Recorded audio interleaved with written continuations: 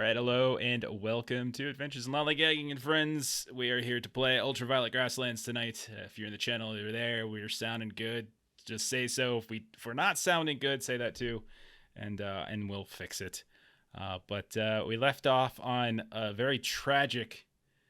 I don't want to say cliffhanger because it had a very definitive end, but a very tragic loss to probably the most beloved and powerful character in the caravan. So we'll have to go back over that a bit because Bert wasn't here. We got the full crew tonight, and so we'll have to give him the full details. But before we do that, let's go ahead and just do some introductions. Who are people? What are they playing? That kind of thing. Remember, this is like this. It's kind of a classless game where we just sort of mash together a variety of details about each character to make something. So, who are you? That kind of thing. And anything you want to plug, go for it. So, Joe, you are first on the list, so you're up. All right.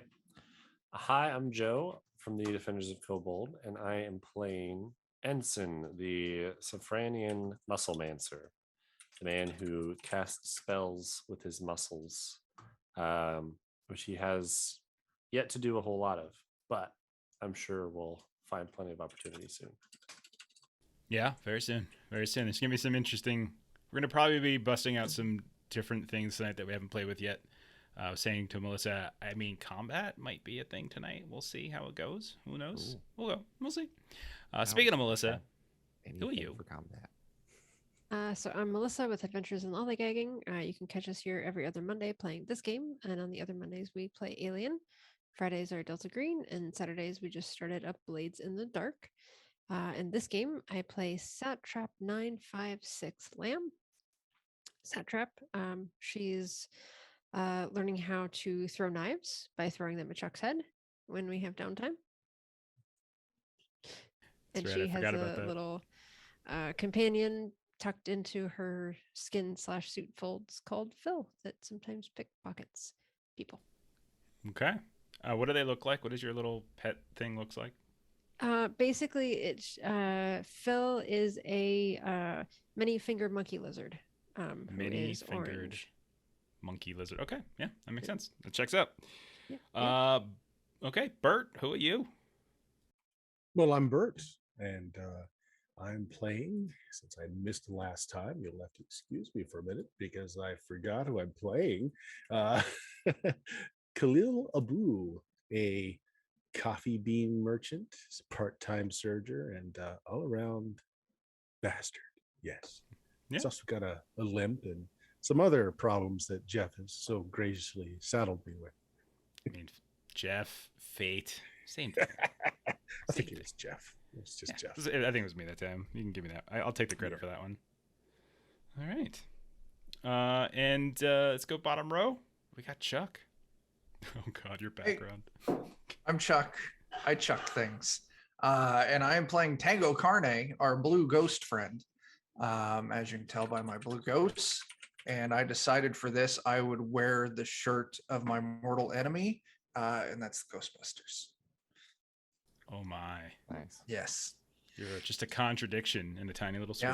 Yeah. Look at A that. little so much going sideways here. It's just my life. Yeah. Yeah. Fair enough. Okay. And right next to you, another contradiction. We got Jeremy. I don't know. Hello. I'm going to be playing Mercutio Salvador Tiedvani. My friends call me Miss Jade. I'm a cat lord, a big game hunter, just a proper gentleman that inspires heroism, but we'll hear more about that later. Inspires heroism. Yeah. Of Just keep telling course. yourself. Just keep telling yourself that. I like to bring out the best in people. Sure. Absolutely. Yeah. MSG was definitely the prime culprit in why we are down our heroic noble crackers, but we'll get into that later. And then finally we've got Dan. Hey, everybody. Another set rep 418 teapot. So far, I've mostly just kind of been like, just walking along and prodding people, especially crackers, to carry onwards, and because I didn't want to do it. Yeah, that's true. All right. Let's just jump right in. So we'll do a thorough thorough summary here. So for a while now, like you all are part of a caravan. We live in a world like kind of a psychedelic, semi-post-apocalyptic type, because like there's age-old history, things like that. That further and further you head west, but it's more like a psychedelic travel game, Oregon Trail type. But for a while now, you all have been having kind of a shared vision or dream that, as far as our story goes, has been gifted to you by the True Mother, who has been pointing you westward in search of a way to ascend to the void above, to space, just like the sky shamans of old. A local financier in the Violet City named Circle Angelo kind of found you all as they were rounding up people who might have had that vision, and they started funding several different caravans to head west and follow those visions, and you are one of those caravans. Now, during your route westward, last time, you encountered a traveling village of the Lime Matriarch, and even though it was a little dicey at first, but it looked like Tango Carney's true ultra ghostly form might be revealed, some quick thinking by MSG to effectively mind control one of the Lime Nomad guards that was kind of ghost scanning everybody to make sure that they weren't an ultra or weren't a Vom. You managed to get inside the village. You participated in some games. I think Satrap 956 Lamb managed to get some money during a relay race.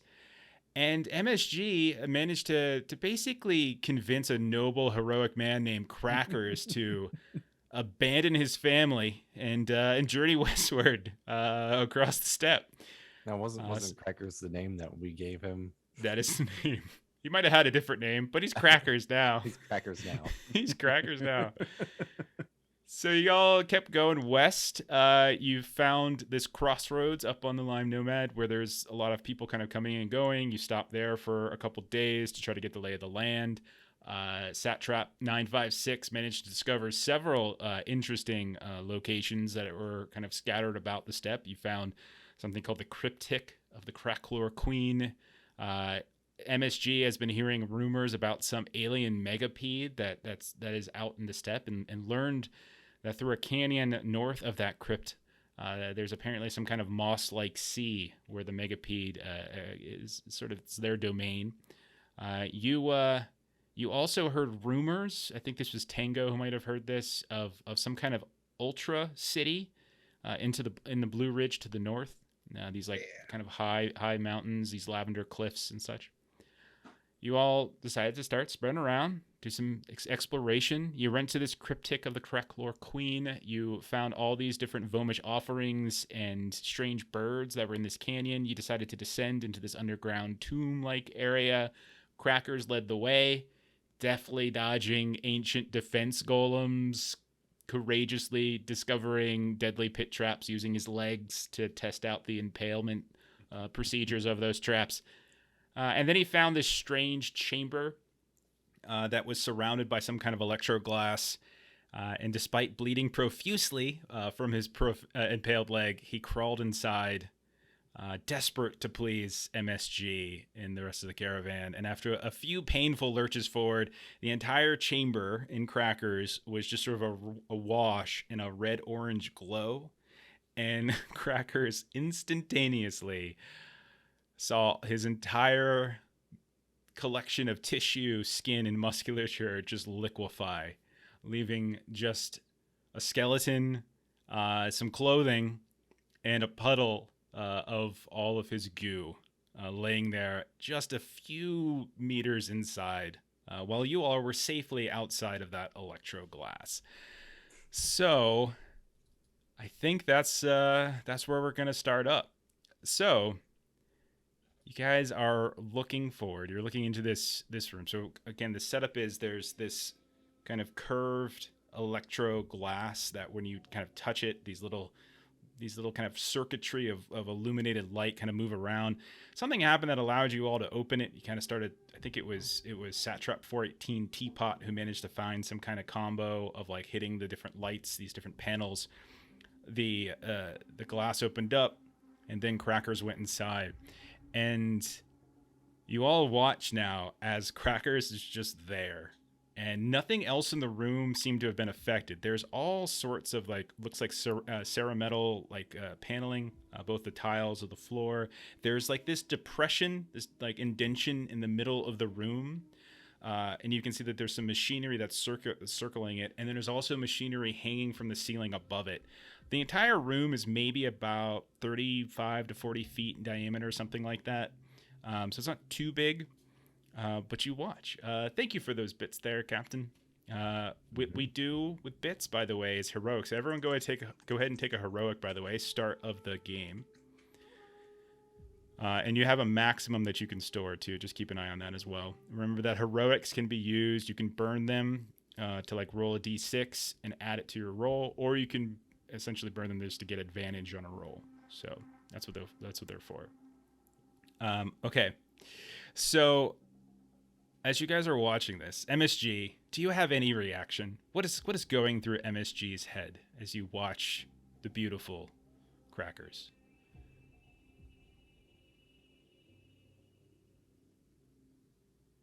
You're muted. I thought it was just nothing. Looks like we're gonna need another crackers. Yeah. Now, Normally they come in a sleeve. This one's soup.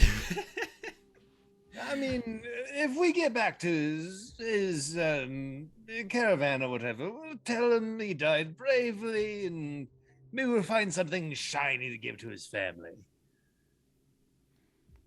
okay, now as you guys are sitting there talking about this, you hear a sudden like a clicking and a clackety as you watch that the skeleton of Crackers begins to ambulate, kind of shifting around ever so slightly. You hear like the grinding of bone on bone. You hear the dragging of bone and other types of clothing that weren't, you would imagine, animal made. What's that? Do you go inside? I immediately am wanting to smash it. Do you go inside? Crackers could be trying to help us still. It's the best I'm part of afraid. him. Look, Even in death, he still works. Is it coming like towards us at all, or is it just trying to stand up in place? It's literally in the process of standing up, but kind of slipping in its own tissue goo. I don't want to get too close to the machine, but if it comes near us, I Okay. want to have. Right now, I have you guys outside the room, outside the electro glass. Okay. So if you want to get any closer to them, you have to go inside. No, I think we need to figure out what is powering that laser so that when we go inside, we don't come to the same fate as Crackers. I mean, maybe we pushed the wrong buttons on the door. Crackers, if you can hear us and understand us, raise an arm for us. High five, as it were. You see as Crackers, I should call him Clackers now. Crackers goes to stand up and just starts to sort of shake himself off a little bit, almost like a dog trying to wag off water. And you can see bits of like tissue goo start flying left and right. And when he first gets up, he's staring directly at you. And he's just a skeleton. He's got some tattered clothes that are on, stained now with dripping goo. And he doesn't raise a hand. Instead, he turns around and he starts walking towards the center of the room. What also happens at this point is you all start hearing these, and you look around, you can see these tiny little panels and stuff start to kind of open up here and there along the walls as you see one bit of like that cerametal kind of just slide off. And all of a sudden, dozens of these tiny little bug-like creatures come scurrying out of what look like these receptacles around the room, while Crackers is shambling, no longer limping, mind you, towards the center of the room. Maybe this is what this room is made to do? It's an improvement for Crackers, right? Maybe? So we just watch and see what happens? Maybe he's Crackers version 2.0 when this is done. I'm very curious. Or maybe he comes and kills us. You know, I hate to say it, guys. Like, maybe those bugs are gonna kill you first. Oh. Khalil, if you want to get rid of your limp, there's a trade-off. You can go inside and you won't limp anymore. Yeah, so Khalil, you'll probably catch up with them You were probably waiting outside. I mean, they were gone for a while, so maybe you go down and you catch up with them, and you can see them staring inside, Khalil. And there is Crackers, who you probably didn't engage with too much, who is moving now as a skeleton, wearing the same clothes as Crackers just was. And right now, it looks as though he's operating some kind of machinery, some kind of panel. You see lights are beginning to illuminate on whatever it is at the center of this room that's hidden behind this electro glass. And everyone else is just kind of staring and watching this happen. And there's also a couple dozen of these small, almost look like insects that have that are starting to like slurp up all of the tissue goo from Crackers on the floor. Okay. Question. Was I there to see this? Do I even know that's Crackers? Because it's just I would say that I would. How about this? Just roll a moderate thought test. Just so it's anything that if you have any skill that's for like analysis or situational awareness or something like that. That's kind of all I'm looking for here. Oh man, so I've forgotten how do you roll on this? It's just use the tray in the bottom right. There's no auto roll, so it's a D20. The D20 plus whatever you plus got your in your thought, which you have is +1. Mm-hmm. Yeah. Okay. A 6. Okay. Yeah, you're not sure that that's Crackers. You don't see Crackers, but you see some kind of skeleton in clothes that's operating machinery in a room that all of them are staring in. All right. What kind of door is there? Looks like there was like a, so basically it was like a curved glass door, and it's almost as if the door itself has kind of slid open, and they're all just kind of waiting there by the entrance, kind of blocking. What are you the way all forward. waiting for? I walk into the room. Oh no, don't no. Oh. Okay. Son of a gun. This is gonna be fun too. As I you wish I had popcorn. Okay. Bert, go ahead and roll an endurance test. This is going to be difficult. So that's a DC 15 on this. If you have anything in your abilities to kind of withstand any kind of stamina or like anything that's physical, any sort of physical skill. Oh no, not in the least. Okay. But you do have a heroic, so you can either you do have roll an heroics. advantage or get an extra D6. Okay, right, so you have to choose ahead of time what you want to do? Well, no. No, Heroics can you be can see the chosen outcome. afterwards. Yeah, Okay. so you can roll a D20, add 2 for your endurance, and then you can decide how many 7! heroics you want to add. Okay. So you can choose to spend a D6, one of your heroics if you want to. Yeah. So just re-roll. Essentially re-roll it. Yeah, that's fine. Okay. Because a D6 added to it's not going to do much. It's not gonna do much. Yeah. Okay. A 20. Okay. So I have good news and bad news.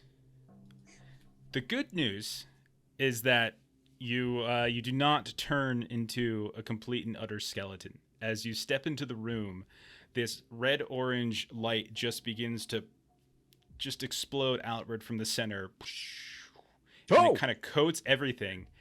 Just a little bit of your hand as you're like striding forward, and you're like the gait of your hand goes forward. You watch in pain and in absolute horror as we'll say, let's see how many this is gonna be. Oh, no.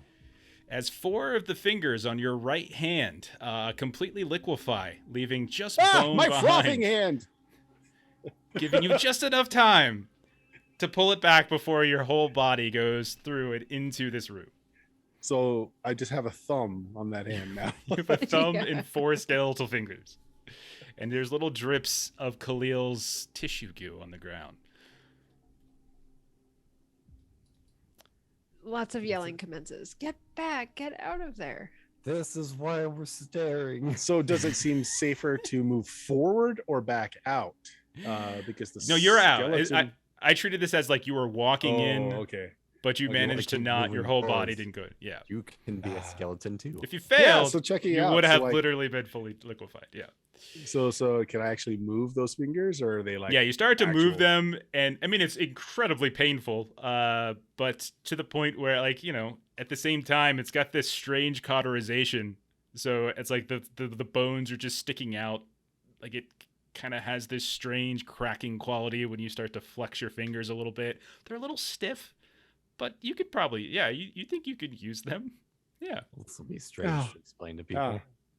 Thanks for the warning. Well, you just walked Yeah. on in there. Well, we're just standing here. The door's wide open. That's why we were just standing here. We were assessing Well, the why did you situation. close the door? Because we don't know how. I mean, that was Cracker's job. And we Is that get a- crackers? Yeah, Yes, man. that's what Maybe. happened when he crawled inside. Yeah, Can we're we kinda get just- around this light area? Like No, this hugging is like walls? This is this. the dead It's end. like, yeah, it's like a dead end here. Also, Tango, as you're asking that, like looking, you watch as Crackers is like skeletal Crackers is punching buttons and pulling on levers and things. Various lights and machinations are happening, and he He just seems looks to know up. what he's doing. I know. and then- we're just astounded. And then like Han Solo in Empire Strikes Back just dips into the ground, out of sight of everybody. What? Well, that's something. Maybe we wait. Are there more sounds coming out of there? Or is he just gone? What are the bugs doing now? The bugs are still there. They are like feasting on this goo. Like there's just and they're cleaning it up quite efficiently too. You can see These them moving bugs, in almost like lawnmower fashion over top of it. do they look alive or like mechanical? Are they vomish? Yeah. Roll I'll say both Satrap and Tango. Satrap Teapot, I'll just call you. Teapot and Tango, roll some moderate thought tests. And you can add any kind of skill for tech or for vomish tech, anything like that. I don't remember. Do I just add 1 for having a skill? If you have a skill, you guys should have +2 to your basic Plus 2. proficiency right now. So if only it wasn't on thought, because I'm thoughtless. I got a 6. Okay. Tango, you're not entirely sure exactly whether or not they are alive, but Teapot, you notice a few things. First of all, they are 100% vomish. Like you're without question. These are very, very small, probably smaller than you might be familiar with in terms of other kind of vomish tech. Vomish, by the way, are violent mechanisms. They're kind of robotic creatures that populate here and there, and they're often kind of villainous. They're kind of considered dangerous creatures. So that's the first thing you notice. The second thing you notice is that there's like, and this is sort of, I'll give you this retroactively, is that you've seen now that aura go off twice.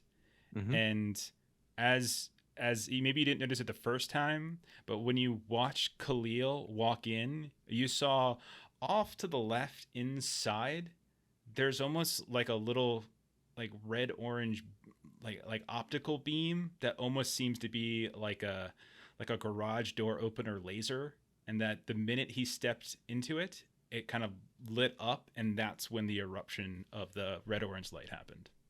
Interesting. I'm trying to remember what I get from foam tech because I don't remember where it is. So read it now. What do you mean? What do you get from it?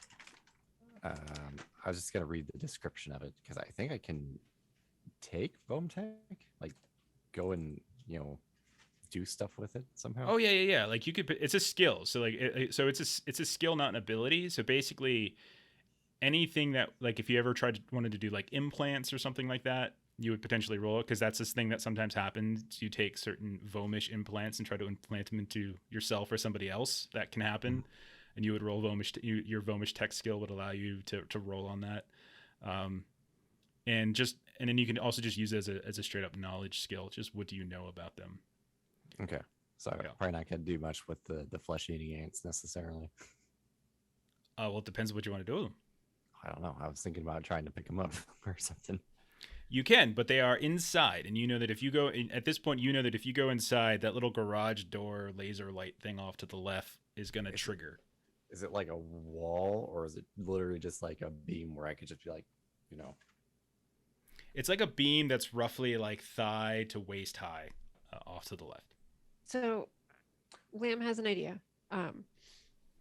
Because Lamb's been practicing knife throwing skills. Not enough to actually have it as a skill yet, but kind of practicing. So I would like to try to throw a dagger so that it avoids the laser beam setup location, and see what happens if I hit one of these insects. Okay, so you're trying to throw into the like that swarm of insects? Yeah. Okay. Yeah, just roll me like a ranged attack. So usually it's agility for a ranged attack. And then if you have a skill, you can go ahead and add that as well. I am not fully trained up yet. I just have 1 tick towards it. So I do have 4 agility though. Yeah, Nice. roll a d20 plus 4.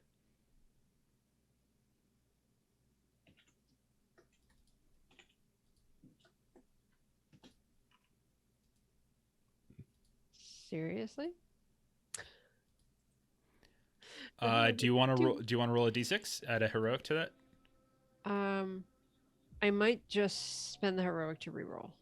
Okay, go ahead.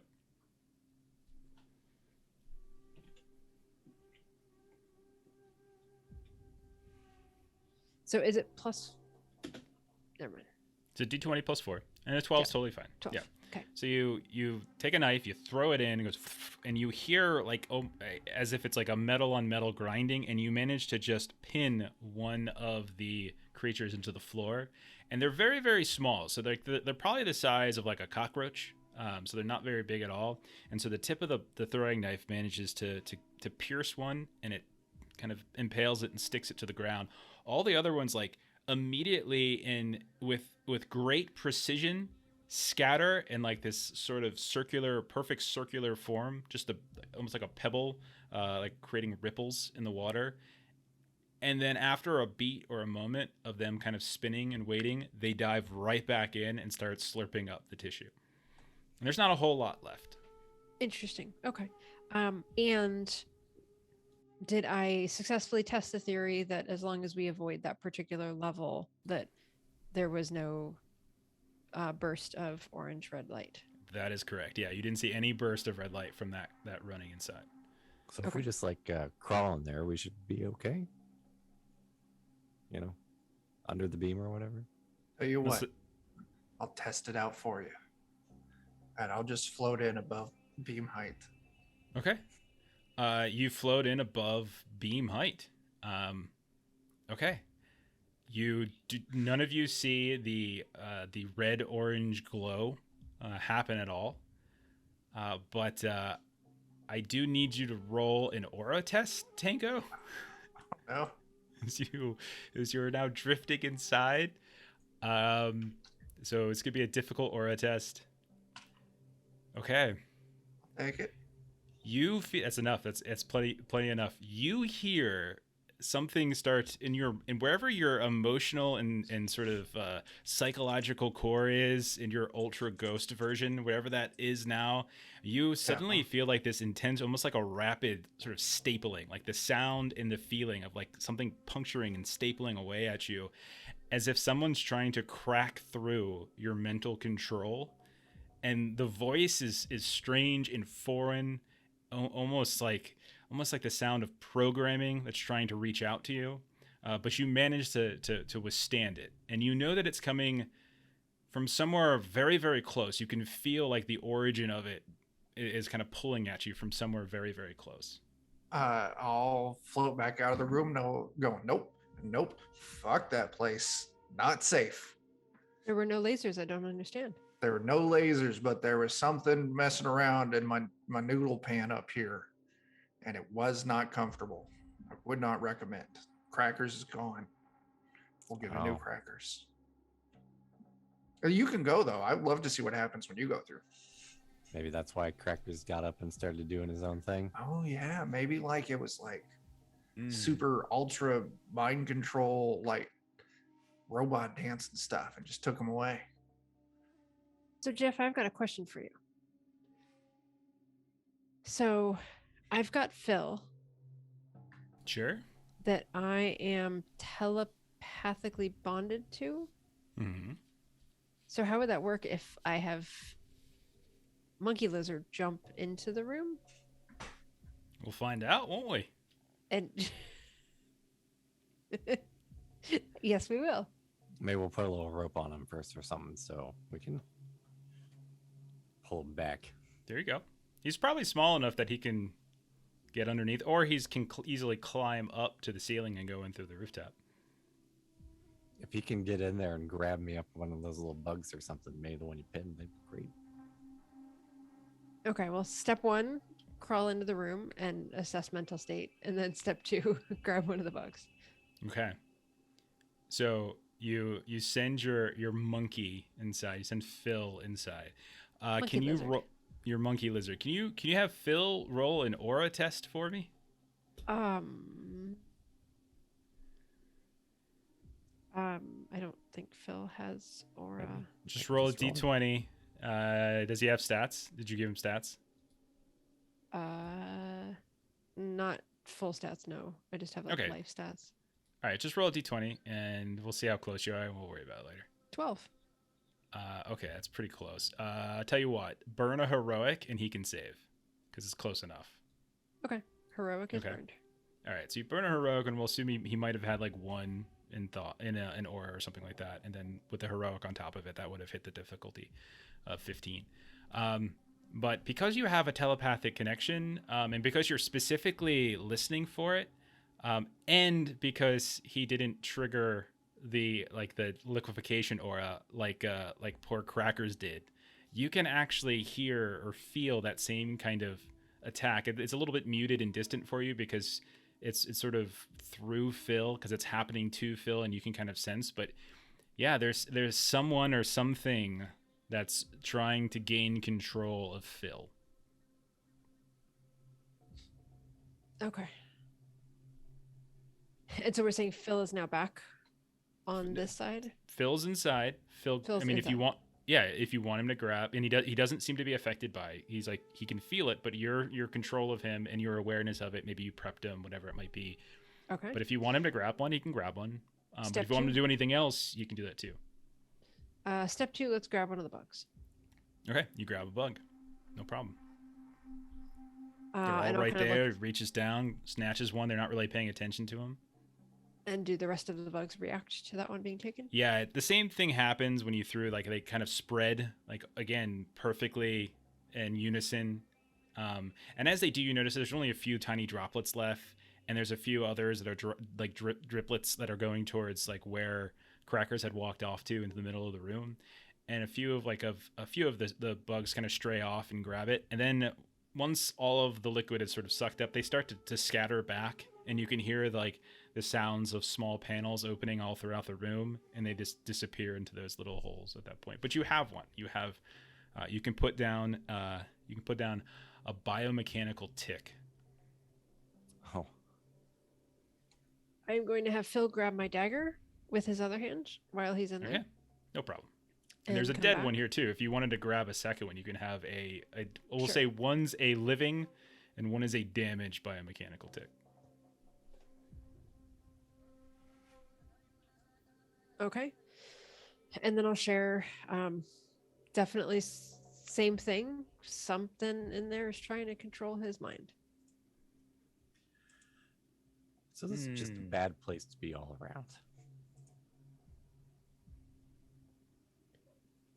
Is there appear to be some sort of mechanism that I can try to have Phil turn off or? Okay. There's 2 things. There's the thing that Teapot saw, which is there's a little laser on the left as you come in. Doesn't look like there's any real controls over it, but there is a receptacle. He could potentially smash it or something like that. And then it looks like there's sort of central circular console in the center of the room near where like that kind of depression was that Crackers disappeared down. There's various buttons and levers and switches on that he could potentially mess around with, but who knows what that would do. So I'm going to turn around to everybody. Open to ideas. Phil, I can keep control of Phil and he can manage some basic smash, grab. I don't know, Tango, you had a feeling of where the control was coming from. Maybe it's something we can damage? I don't think I did. Oh. You knew it was like close. It was something like it was close. Yeah. Okay. Yeah. It was somewhere in there. Let's just toss a grenade in and call it a day. Do you have those? No, I don't have pockets. If I had one, I would love to. I have to say, like, I respect the courage of Phil to be able to go in there under your direction. I feel like that's a smashing plan. We should absolutely do that. What should he do? Should he break things? Should he push buttons, pull levers? Push and pull, of course. I mean, it's terrible that somebody's in there trying to mess with our brains, but if we destroy it, we'll never find anything out more. What if we could find a way to use it for ourselves? I mean, when you put it that way, imagine how many crackers we could have. Or how many people could we show the light of our glorious purpose? Yes, that. There's Yeah. there's that too. So Phil will commence scientific process. Push lever, wait to see what happens. He's just gonna randomly hit buttons. Okay. Okay. A All little right. clipboard. Puts a little hat on. Okay. Yeah. He's a scientist now. Okay. So you're just gonna send him to the console in the middle and have him push buttons. Yeah, and I'm gonna try to keep an eye on, like, if I ever get a sense of a decreased effect of the mind control, like if something Right. that he's doing is kind of decreasing that maybe others can go into. Okay. Go ahead and roll a d6. 6. Okay. Phil must be the luckiest monkey lizard alive, because he walks up and the first two things he does is he hits a button and he pulls a lever, and then Teapot, you look over to the left and you can see that optical light just dissipates, and that lens that kind of seems to be tracking movement into and out of the room is completely dark. My goodness. I'll tell Phil to stop. We have success. Phil doesn't listen. No, he does.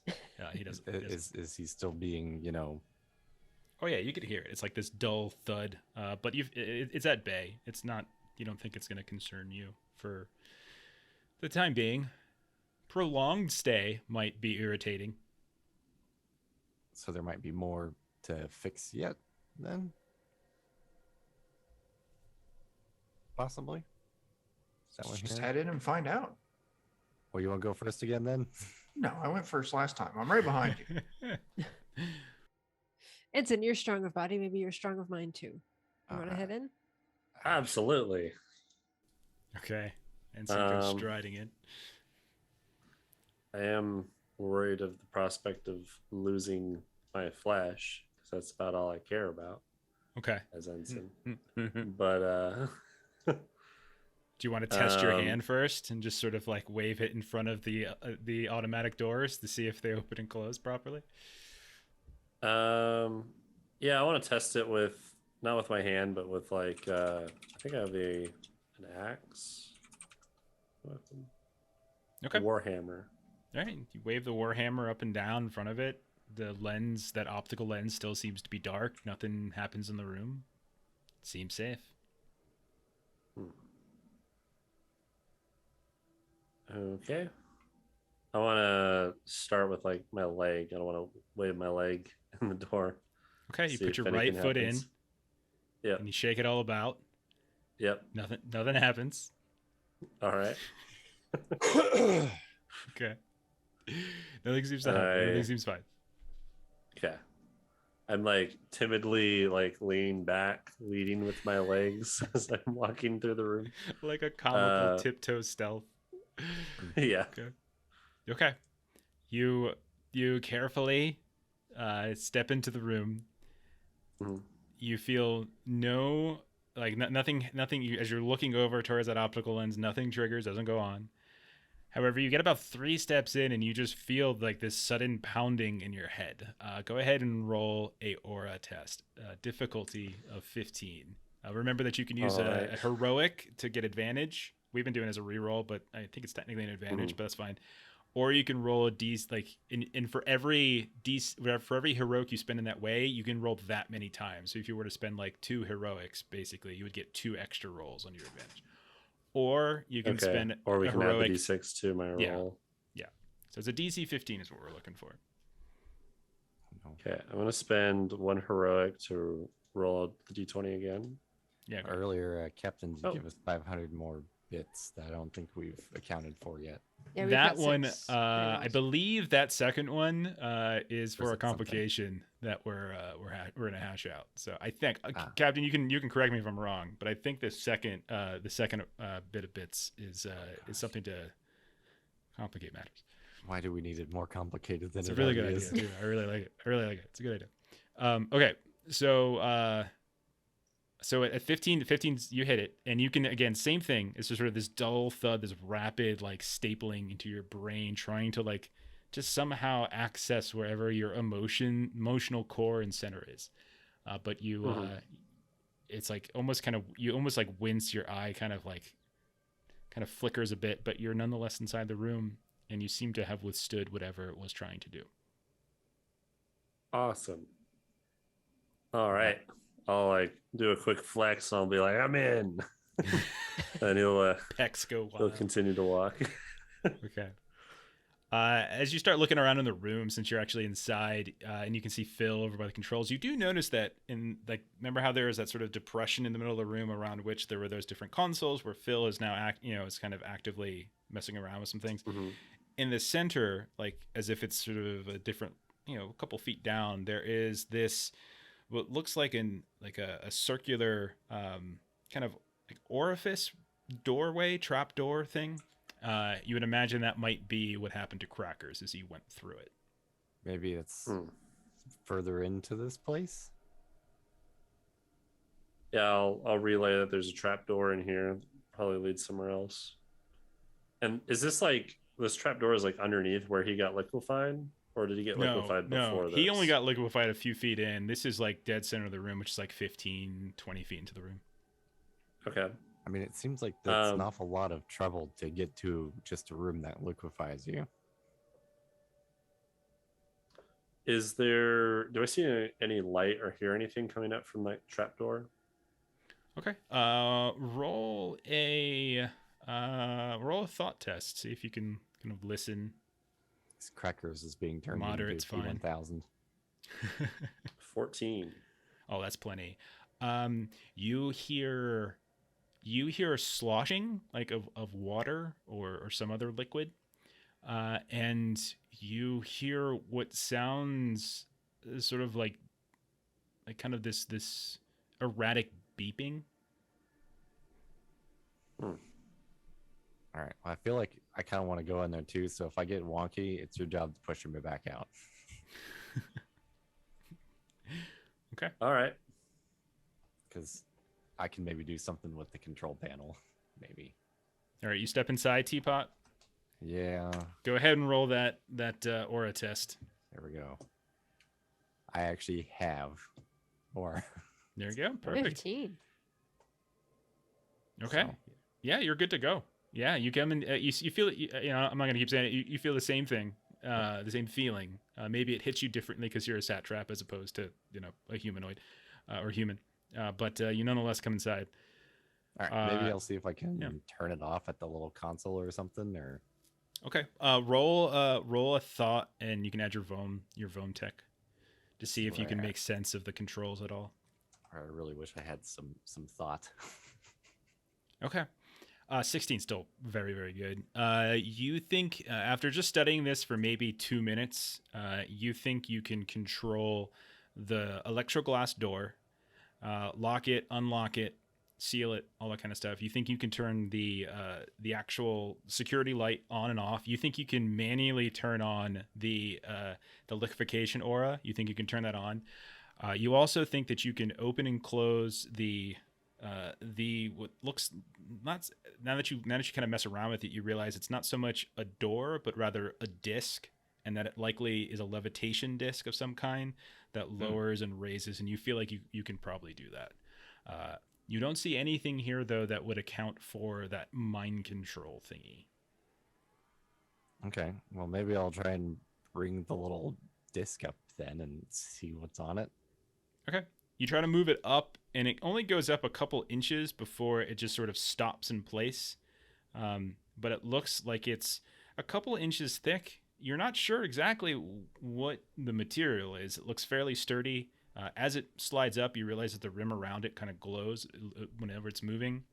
It's enough to stand one person or maybe two people closely, kind of closely stepping next to one another.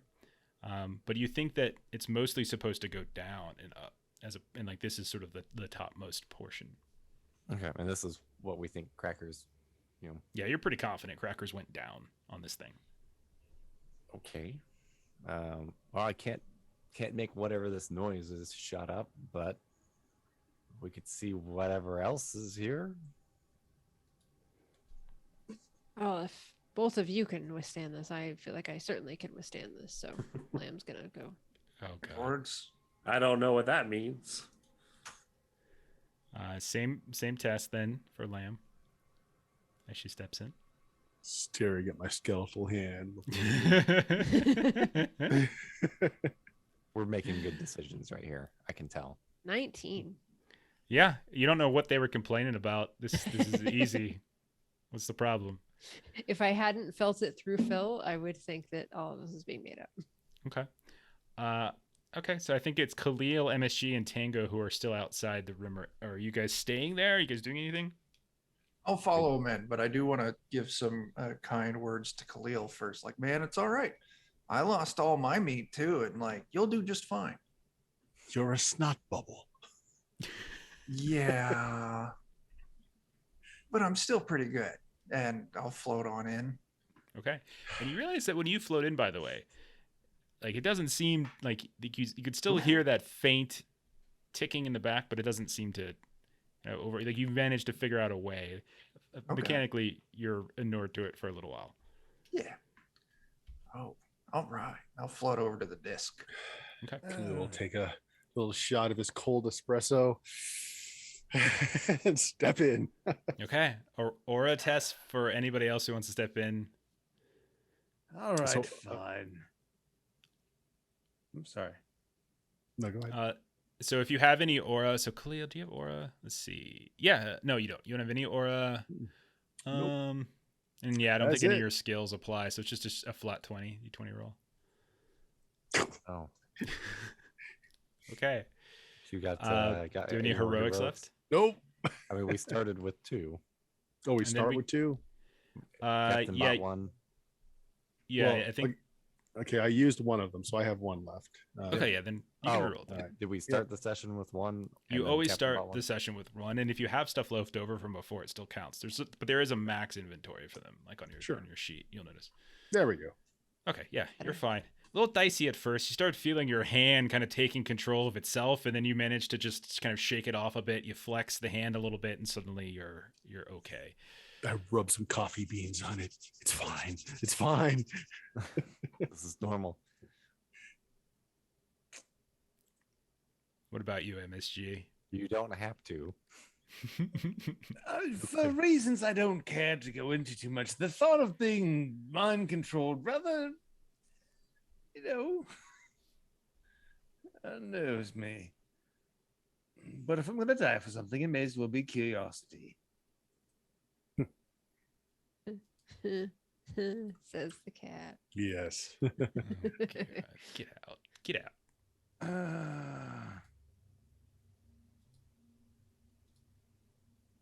Bless it. I'm gonna try and use one of my heroics for D6 on that. Sure. Okay. Just a little short. I'll use my other heroic for another one. Come on. It just needs to Just be enough. Yes. Just enough. Okay. It is a little dicey as you step inside. Are you? I can't remember. Are you just MSG right now, or is Man Meat with you? I don't think I'm bringing man meat in here with me. Okay. All right. So it's just you. Okay. So you Yeah. stroll in, full cat, and it's a little nerve-wracking as your mind begins to start playing tricks on you a little bit, but you nonetheless kind of solidify and sturdy yourself, and you're in here into this room. What do y'all want to do in here? Who wants to go down the elevator? Yes, please. Yeah, I'll go. You two going together?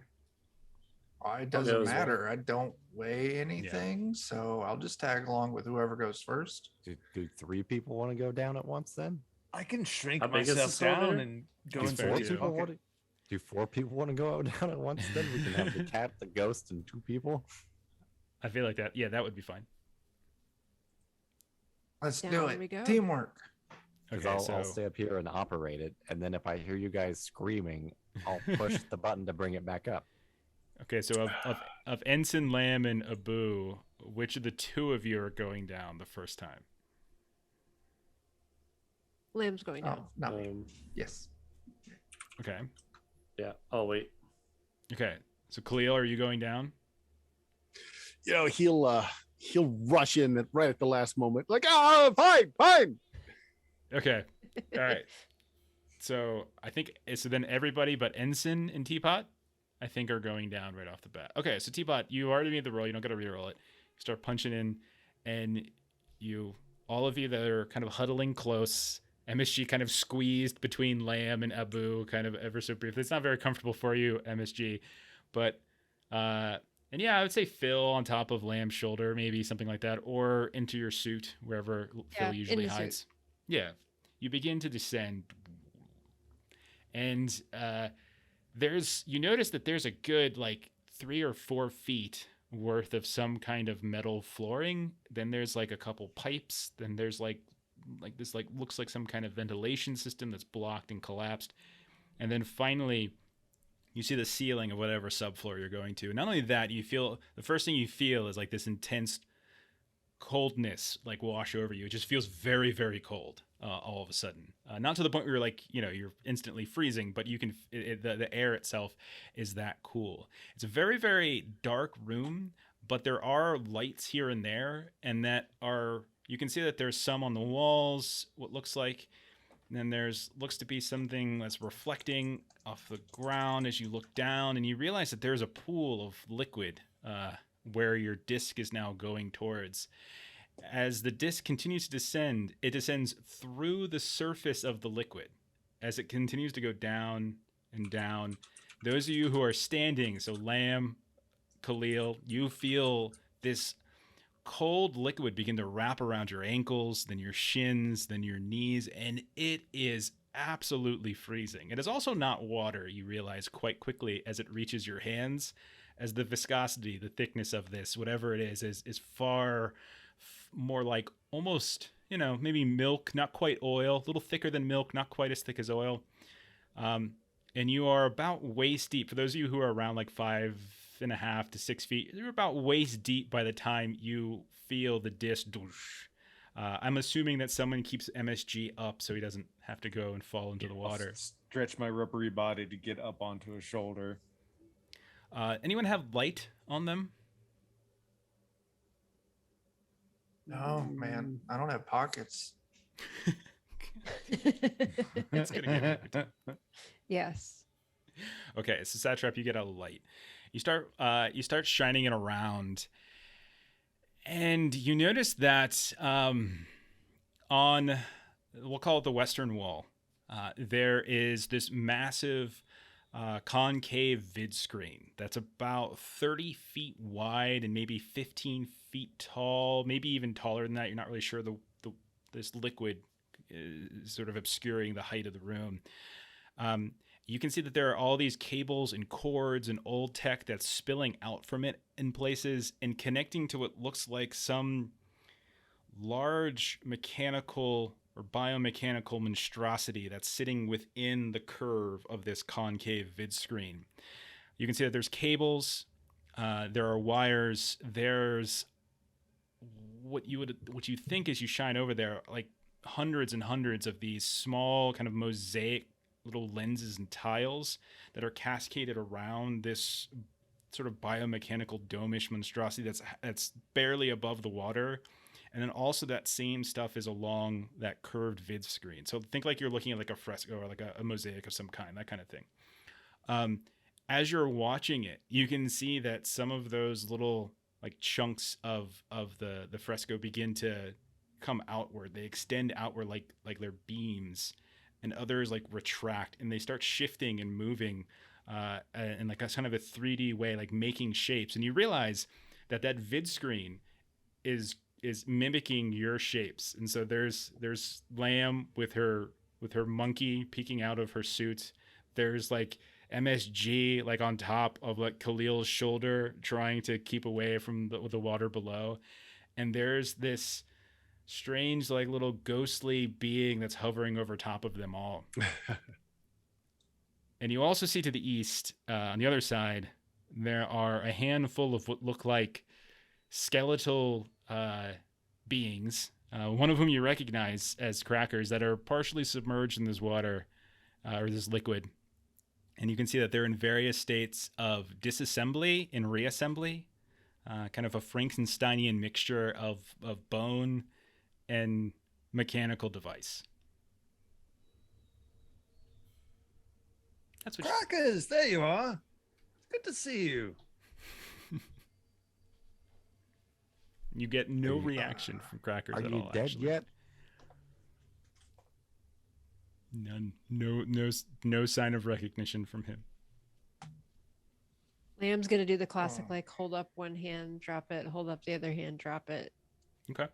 And you Watch see like the shifting of those like different rods that are kind of pushing out from the mosaics in the screen begin to kind of recreate your actual movement. You know, that's kind of creepy. I wonder where the eyes are that are watching us. Should the rest of us calm down? Yeah, it's super safe. It's amazing. It's terrifying, but you have to see it. And then you hear like this crackly sound coming from what you now realize is almost like a pulsing kind of biomechanical beast. You hear like, "It's terrifying, but it's amazing. You have to see it." But you know, imitation really is the grandest form of just flattery. I love it. Imitation is just the grandest, the greatest form of flattery. I love it. Oh man, it's getting better. oh man, it's getting better. Probably gonna like bring the elevator up if they're off of it. Can we get off of this since we were like halfway down into Sure. the liquid? Yeah, you can step off. Is it only a voice that's imitating us, or is No, you it... see your like your copy that's in that Well, weird kind of we're not down textured there yet. replication. Like the rods like retract and extend to simulate kind of mouth movement for those of you that have mouths. I mean, given the opportunity, I'll take the rest of us down there. So Okay, yeah, and that's no problem. And then you and Ensen can kind of go down, and the disc stays down here. I'm gonna mess with it because I can use my rubbery features to actually mimic other people's facial structures. I'm gonna see Okay. how it handles me changing my facial structure to match Lamb. Okay. One sec. Roll Just something really quick. I have to mess with the system. Without flaw. Like just without any, like you can see what Tango mentioned about it getting better. It took maybe 5-10 seconds, and it's beginning to almost perfectly replicate all of you. I'd be able to try and discern something about this. Oh yeah, go ahead and roll. Yeah, you can roll your thought Vomishtek. That's perfectly fine. Are our copies perfect? Does mine have a normal hand? No, it does in fact have a Oh. skeleton hand. Now it's all like one color. Like you can see that the vid screen isn't like illuminated or anything like that. So it's more like this kind of this grayish color on this vid screen, whereas everything's kind of extracting and or extending and retracting. How'd you do, Dan? At 11, I don't know if that's enough. That is not enough. Do you want to hit a heroic with that? Yeah, let's go ahead and do it. We'll just run these out before something horrible 14? happens to us. Okay, I'll give it 14's close enough. Okay. What you would probably conclude and understand that this is like the entirety of like the history of like Vomish technology is very, very laced with like rumor and skepticism and conspiracy and stuff like that. So what you would likely conclude from this is some kind of like biomechanical queen, some kind of hive mind of some kind that's trying in some way to like, sort of communicate. looking around, it looks like it's been down here for a significant period of time, all by itself. But you think that it's hard to say, like this thing, if it wanted to kill you all, it probably could have done so quite easily. Your instinct's probably telling you that it might be lonely and confused, because these are common emotions that sometimes Vomich as they become more and more self-aware, they start to feel. And if it's been down here for a significant period of time, it might not have had any interaction. And as you're watching it, you see those little tiny ticks start crawling down from the walls and begin crawling over top of it. And you can see that they just sort of empty out all of the stuff that they collected from above, as these in the kind of pulsing biomechanical beast part of this that's above the water kind of opens up these little slivers as it kind of absorbs that small tissue liquefaction. Like it's making a body or something. And with your roll, you also notice, by the way, that it's not all just machinery. There is this is biomechanical. So you see like old biomatter in here, patchy, and you can tell that there's some places that are looking to be automatically stitched together in a way that like it's using crackers as skin and tissue and organ to sort of patch up certain places that might have degraded in some way. If you could somehow break this thing apart and just, you could probably sell this for some cash. Like this thing, if you could somehow get this out of here without it killing you, this could be worth a tidy sum. If you want to get it out of here, I could do that. Can you? Yeah, no problem. I mean, it seems like maybe we could talk at it some. I'm gonna juice it. Just slither on in and wear it. You would know that there's a flaw in that that theory, because it doesn't have a soul, and so soul juicing specifically requires soul. All right. Well, yeah. This was a human, no problem. Yeah. Yeah. No, you're on your own. Maybe we talk at it some if it's lonely. I got you. Hey, do you want to be our friend and come on adventures with us? You hear it go, "Hey, do you want to be our friend? Come on adventures with us." I mean, I would. Yes, I do. Yes, I do. Cool. It said it wants to go. Let's go.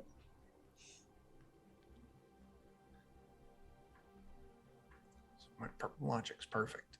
Yeah, it repeats it. It really does repeat everything you guys are saying. Well, if I say the same thing over and over again to it, does it continue to repeat in the loop? Is that what you do? Testing, yeah. Testing. Okay. Testing. So, you keep repeating. What do you say? What's the thing you repeat over on a loop over and over and over again? Are you really going to repeat me forever? Okay. So you do that for a little while. How long do you want to wait to do that? Oh, God. I could see Ensen doing that for probably about 5 minutes straight. Oh, no. Wow. Before giving up. Make an endurance test. All right. Is that for the rest of the party? We can endure him doing this, or no, just Ensen. Okay. Are you good with that? With an 8? I think I want to re-roll it. I want to use All right, go ahead. Okay. Oh boy. Oh, no, I guess it's an 8. You guys watch as a wave of this coolant suddenly forms, like this big lumpy wave, and splashes over top of Ensen. Ensen, you watch as your arm, which is now kind of coated in it, and you realize that it's not dripping from your hand. It's just this coolant. It's just sort of coating your arm. And you guys watch as his arm just begins to freeze. oh no. You have like your whole, we'll say your offhand is just coated in some kind of liquid, and it freezes in place. You can still kind of move it up and down, but you realize if you're not careful, if you smash this in the wrong place, you might shatter your arm. Oh no. I'm gonna make a suggestion. He's gonna here. start going, like trying to thaw it with his mouth. We should all just make like a tree and fucking go. Does anyone have like a torch, like fire? Lamb's got something out. I mean, I have a light source. Not like a. Is Okay, there- I wasn't sure if it was a torch or not. Okay. Yeah, looking for like an open flame or something. Immediately, it's like like a want to start lantern. trying to thaw my arm. I'll thaw your arm out with my body heat. Just go wrap myself around his arm. You don't have a body. I know. Is it feeling better yet? How's this, I think man? it's worse. Oh no. Maybe I'll try and see if I can interface with this because I just feel like doubling down. On everything. Okay. You want to go Yeah. interface with the Biomechanical Queen. Describe how that happens. I just mostly go look and not necessarily like get all like I don't know if there's like a console or something like that to interact with, Okay. or if it's just so much as like just whatever this probably I assume like Okay. an egg or something almost is. You step forward, and as you do, all of the replicas of you, of all of you, just sort of dissipate at that point, and all of the mosaic tiles begin to sort of shift and move and recreate, and creates a seat for you, Dan. Should I do it, guys? Your throne awaits. What's this for? No repetition at this point, but Yeah. you can see that as you like kind of wait and hesitate, little running lights begin to pop up on around this thing as if it's trying to draw your attention to it. Like Eat at Joe's, it's right here. I'll kind of just ask my question again. You know, what's this for? And then you can see that like there's like a blinking, flashing like panel right where your ass should go. And it's like the perfect imprint of an ass. Like it's like Better these two- interface, man. You know, Interface. it wouldn't be fun to not. You know, if my character dies, and I guess that's it. So let's go. I Okay. have chosen Regenerator as a skill. So As you guys watch Teapot sit down, or ability. you see these cables suddenly animate from either side and just matrixes him and just really rapidly just shoves and kind of goes right into the side of his head, kind of man. burrowing through and under whatever kind of contraption you have on top of your head, weaving Aw. through like the seams, breaking the glass if it has to, until it reaches some kind of flesh in your head and physically connects to your brain. I needed that. I think those things that are broken now.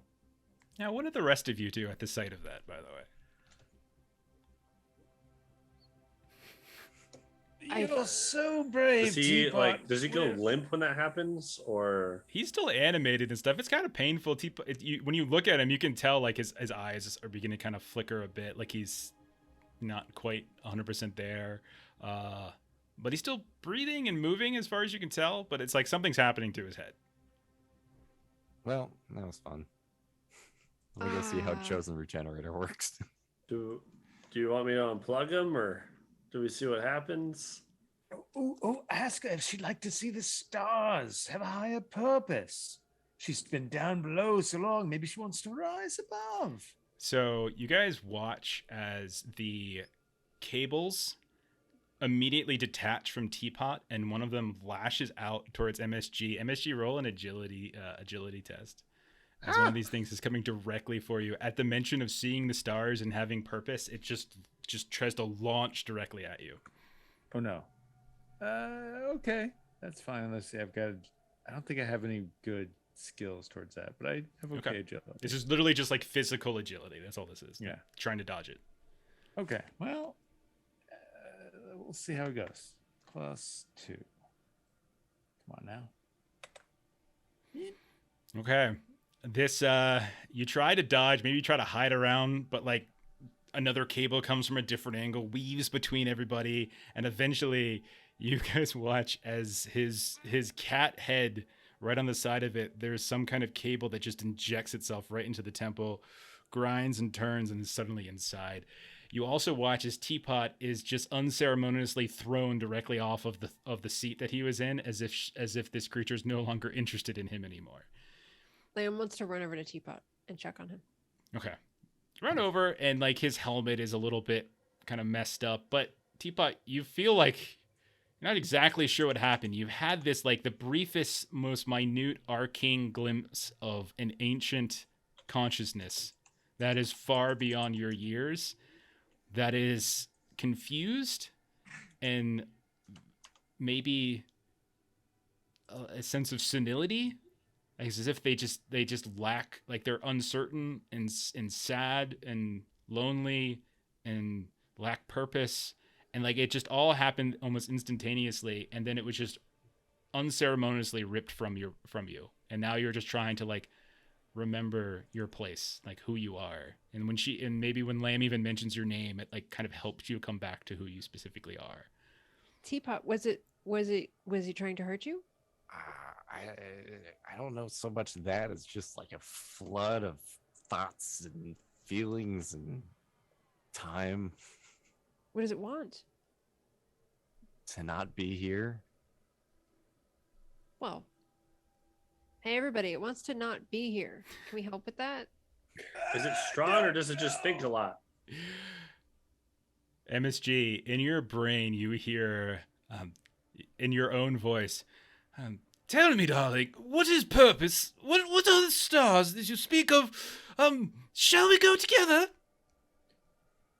Well, I couldn't think of finer company. You have a really lovely voice, you know that? Oh, you have a delightful voice as well. This is great. Purpose, yes. Up in the stars where the forefathers came, and there's going to be great hunting across the galaxy. There's so many delights beyond what you could discover in a million lifetimes, which maybe you have a million lifetimes. I don't know. But you'll never be bored again if you reach the stars. Never be bored. No boredom. Oh, you speak such wonderful things, my friend. Oh, please take me with you to the stars. These wonderful, beautiful stars. I'd be insulted if you didn't come with us. I would be insulted if you didn't take me with you. Oh, no. Oh, is he in for surprise? Good news, everybody. We have a new friend. But how? I don't know. It's amazing. We'll ask it how. Where? Like, Is he where still is like connected it? to the cable? Still connected to MSG, yeah. Okay. You might need some way to make yourself ambulatory. Your processing powers not quite capable of handling the entirety of my mind, but there is sufficient room within your memory banks to store at least a significant portion of my identity and still retain a portion of your own. Together, we would make a far more interesting being, do you not think so? You could do that. Also, his crackers over there, and there's so much room in his skull now. Crackers? Which one of these is crackers? That one over there is being all put together. Oh. That one was very weak of mind, that one, though.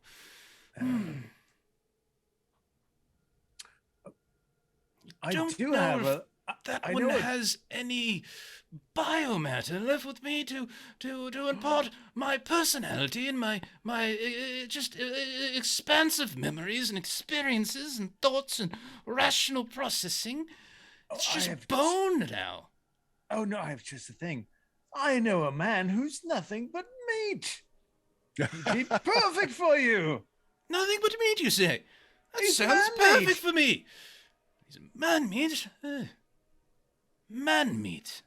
Yes, it quite rolls off the tongue, doesn't it? It really does. Man-meat. Yes. No, you don't have Okay. to go by man meat. I mean, what would you like to be called? I've never been asked that before. I mean, if you like man meat, you can still be man meat.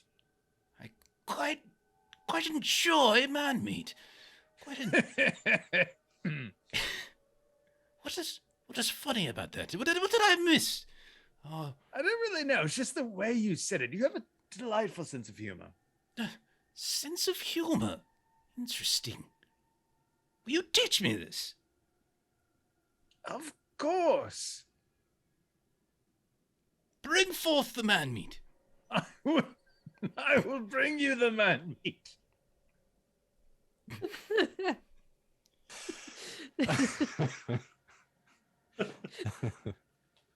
Okay. I don't know what I'm doing. We're making good decisions is what we're doing. Montage. Running Okay. back up, getting man meat, coming back down. So you go get man meat. You bring him into the chamber. Man meat in his very Mimbo-like ways is just wandering around. And when you do get inside, the cables from this creature just begin to insert into the brain, and you can see that where like the kind of mosaic fresco stuff is. You can see that there's a little image of MSG that shows up, and you hear, "Oh, let's say this one has very little processing power. So be it. I suppose it will have to do unless one of these others." You could use meat suit, man. Meat suit, Okay. man. Wait, it's just meat suit. Meat suit. Could you transfer from man meat to another at a later point in time? Perhaps. I think I might. Yes. Yes, I Tell you what, could. I'll be on the lookout for a professor for you or something.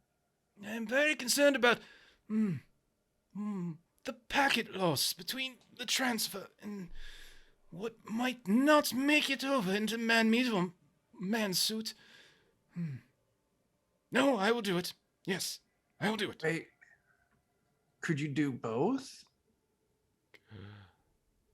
A polybody. How interesting. I believe I could. Yes. I'll go get meat suit, but I'm gonna need someone's help because he's still tied up. Okay. Oh yeah. Montage. Then I'll comes go help back him. up again. So Ensen comes back, has meat suit kind of thrown over his shoulder for some reason as he goes down the disc. He gets injected with all these cables, and you all watch as like hours go by, and like the two both man meat and meat suit just begin to just flop around like crazy as these different bits of electrodes just inject into them. They look absolutely terrified. They have no idea what's happening as their personalities are being completely overwritten We're good by people, right? We're good by people. this We're biomechanical just all queen grinning like, conscience. "You're doing great." As what effectively is like a series of nanites begin to sort of inject into the body. You see them become completely and utterly overwritten. You see at a few times they are surgically kind of cut into and replaced with various important implants that are like kind of ripped off of this large substance in the middle, and kind of replacing various parts of the brain, the spine, and the brainstem itself, kind of replacing parts of the eyes and such. And by the time they're all done, they look like they're Borg almost at this point, as they have as much like different biomechanical vomish implants injected into them, and they look remarkably similar at this point. But they sound exactly like MSG, but with like this weird kind of like machine twinge to it. You also notice that the original kind of body of the queen has just deflated, and it's still there, and there's still a significant amount of tech here. Maybe not as valuable. Some of the more valuable pieces of implants have probably already been used, but you basically now have a polybody vomish adherent. I don't know whether or not your mind control spells, however, will be able to be as effective against them.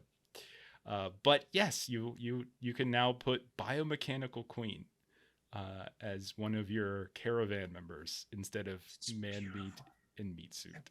That's totally normal, right? And because Cracker dies, we know it's a killer queen.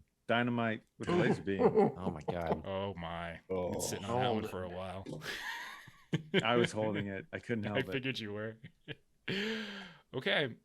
Well, can we salvage this tech too then? You Is it gonna absolutely offend could. anybody? How many sacks can we get?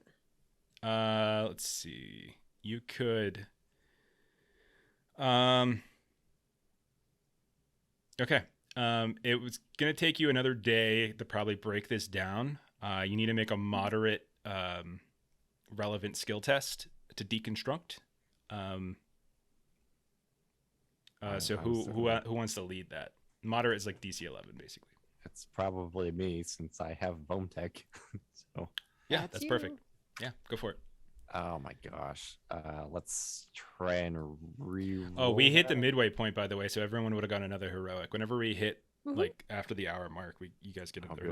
heroic. Yeah, so you're encouraged to just burn these things like crazy. Like they come back to you, and then people in the chat help gosh. out as well. Okay, so then I'll roll another D6 and just come on. Okay. Ooh. Okay, that'll do it. You will get. Oh my god. You managed to break off somewhere in the bar? neighbor. What's that? Kit Kat bar? Excellent in this day and age. You can put down miscellaneous old tech or Vom tech, excuse me, Vomish tech. Okay. 200 pieces, which is basically 10 per sack. So you could get as many as 20 sacks worth of this stuff. Don't have 20 sacks worth of space. We have 16 sacks worth of space. Per person? What can we get Other rid people of? can carry it. Yeah. Okay. Well, I only have one sack of stuff for some reason, probably because I missed the first day, so I have literally nothing. So That's- I will fill up. If you have anything more than one sack, you are encumbered. Mm-hmm. Um, Which basically means like disadvantage of certain tests and things like that. Maybe I misunderstand some. I have a gray cube.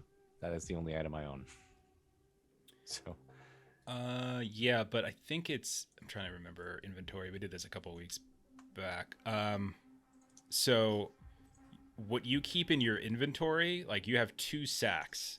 So Okay, there's basically 4 sacks worth of stuff that she's trying to okay. account Maybe for. I'm- I also I have a skill called packing, Mhm. which Oh, yeah, is yeah. it's vague in terms of it's supposed to help pack things. Yeah, So more maybe we efficiently. say that I fit 20 sacks worth of Ohm Tech into 16 sack space, Yeah, that sounds fine with me. Yeah. and then I'm we don't cool have to with worry about it. Okay. Yeah. Yeah. You can just have me carry it all. with that, we could get rid of some of that wine we got. I mean, we gotta get it out of here first. Well, yeah, I mean, but when we get back to the caravan, like, what's worth more? Some vampire wine or some Vomtech? Depends on where you sell it. Selling Vomish tech is not this is more like a black market good. But you know that there are plenty of people that would like it. Any sort of like anyone who studies any kind of technomancy would absolutely be interested in this. But it's not necessarily something you could potentially sell just to anybody. Vampire wines you basically could sell to anybody because it's just wine. So if you can keep both, it's probably best that you keep both. Yeah, we don't need to get rid of anything right now. As long as I can fit the 20 and 16 sack space, then we're good. Filled our wagons back up again. Okay, cool. So, all right. A day passes. This all kind of takes a day or so.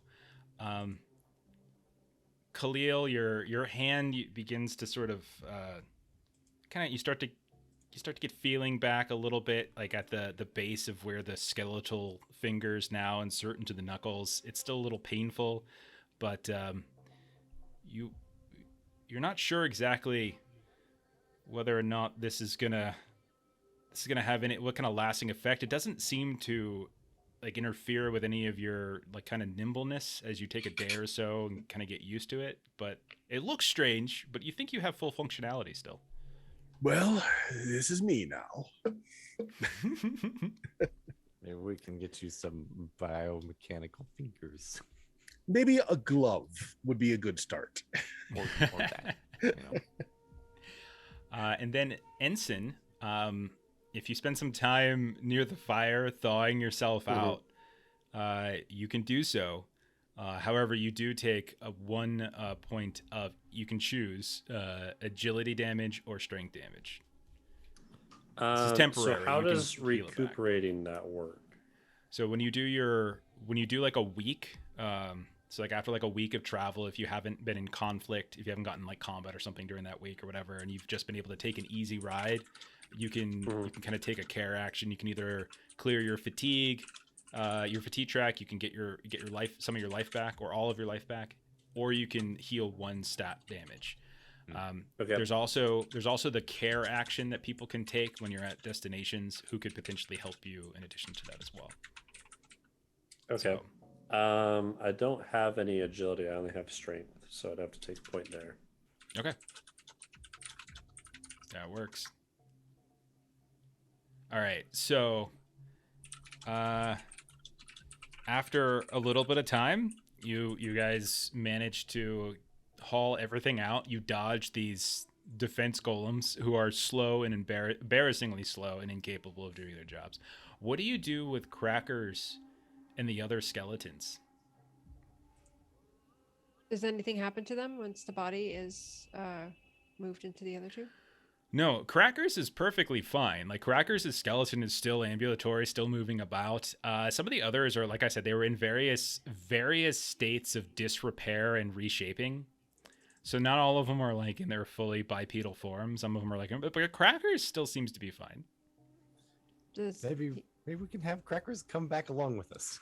Manmeat, do you know of any way of talking to these skeletal remains? Not really sure about the process that made them the way they are.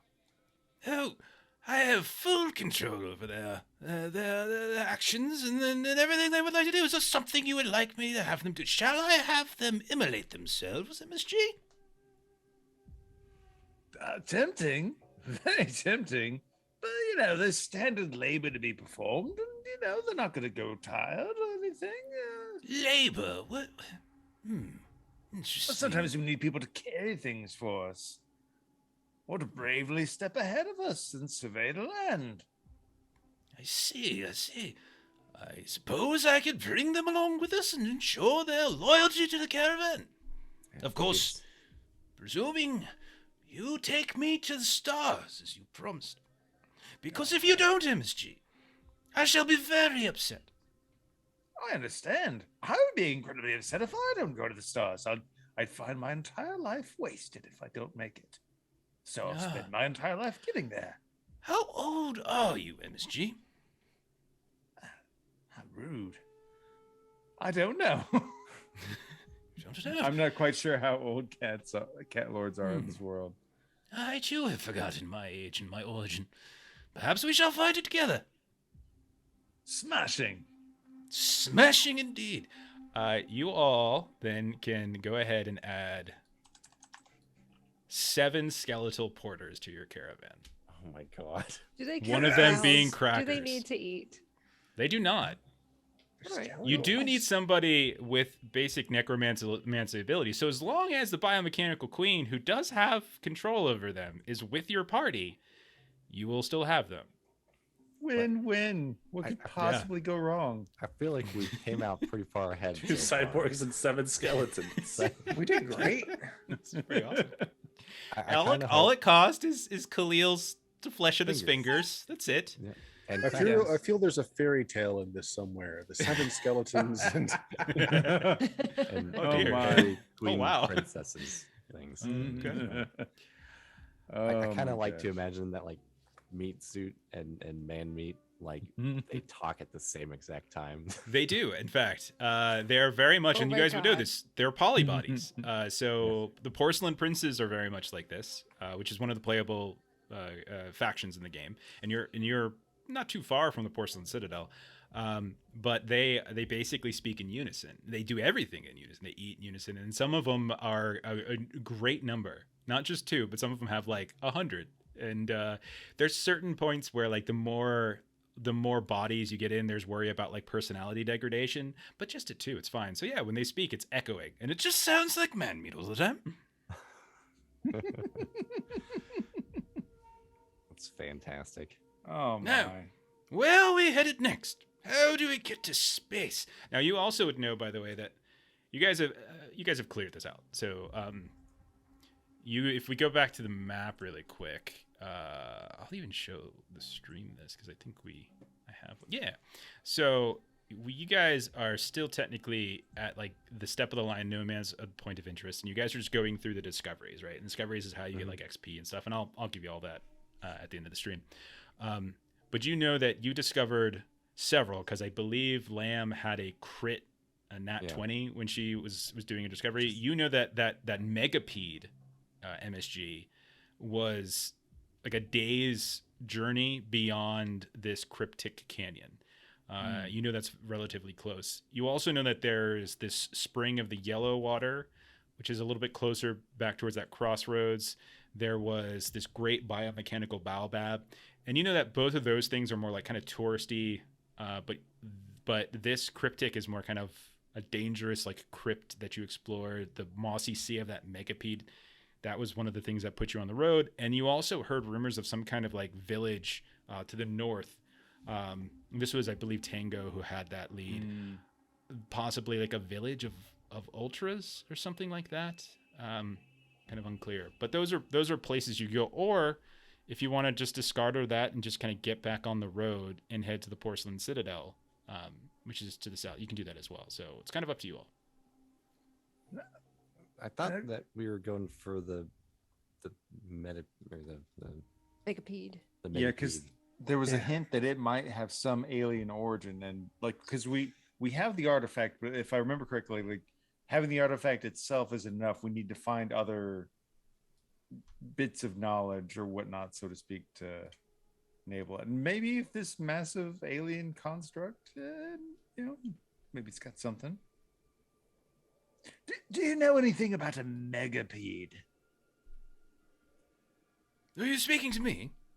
Of course. One who's been trapped within that place for countless centuries. Yes, but I don't know what time you spent above the world, if any at all, because there's this like giant alien megapede. We're going to try and hunt it down and see what knowledge we can garner from it. Smashing. Of course. Did I use that correctly? Yes. I mean, Excellent. honestly, at this point, I'm frankly jealous even. Jealousy. Yes.